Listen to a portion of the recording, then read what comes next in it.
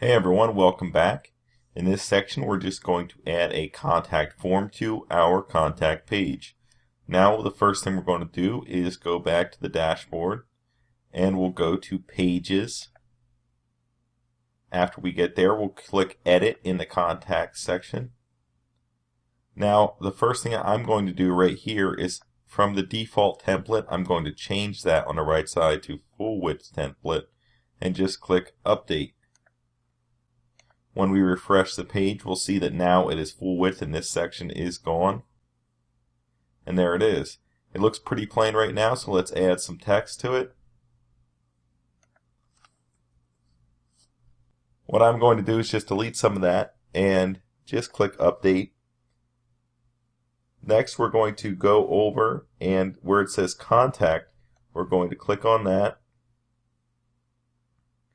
And we'll go to Edit in Contact Form 1.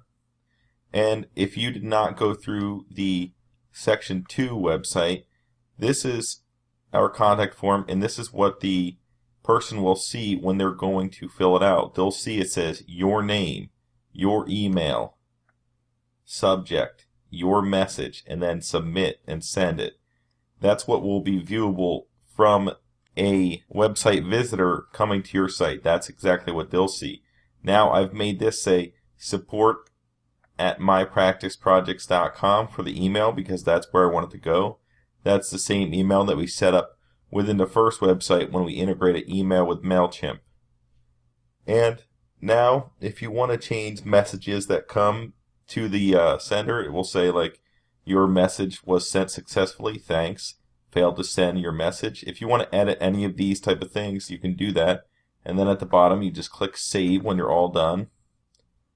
After you've saved it, we'll go back to where it says Contact.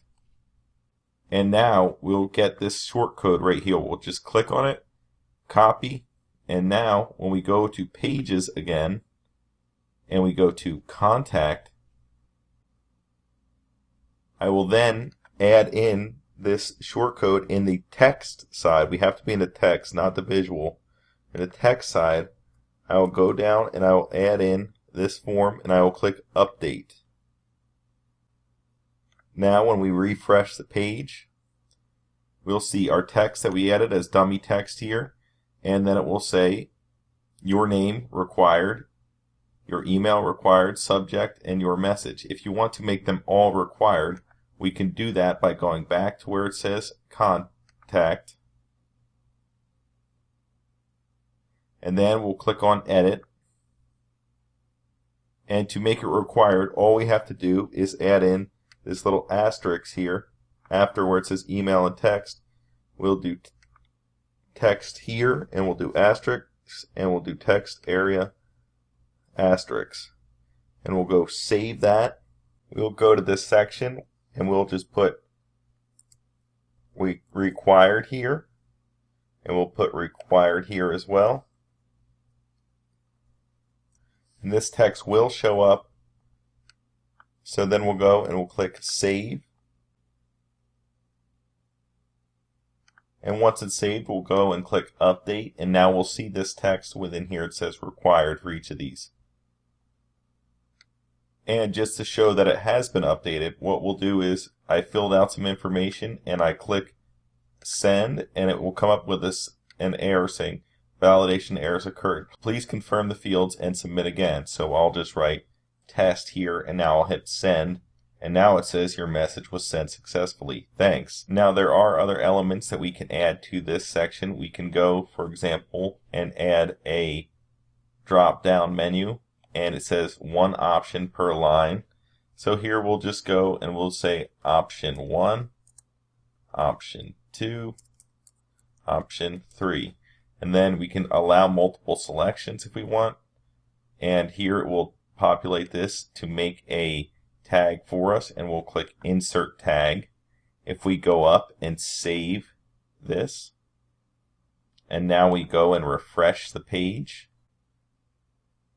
we'll see option 1, option 2, or option 3, and then we can click Send to select that option. This is something I recommend that you play around within this form and see what you like. I'm personally going to remove that because it really does nothing for the site and the contact form, but it will give you more options to add if you do want to make a more extensive contact form. For now, I think this is a good contact form. It covers the basics and it requires everything. Something I do suggest is that if you want to add other elements, that you go through and read about them in the areas such as this where it says, for more detail, see checkboxes, radio, buttons, and menus, and then you can learn more about how each of those work and are integrated within a plugin. But if you're like me, this works just fine. And if you have any questions, I highly recommend that you just contact me through the support section, and I'll do my best to get back to you quickly. Thank you.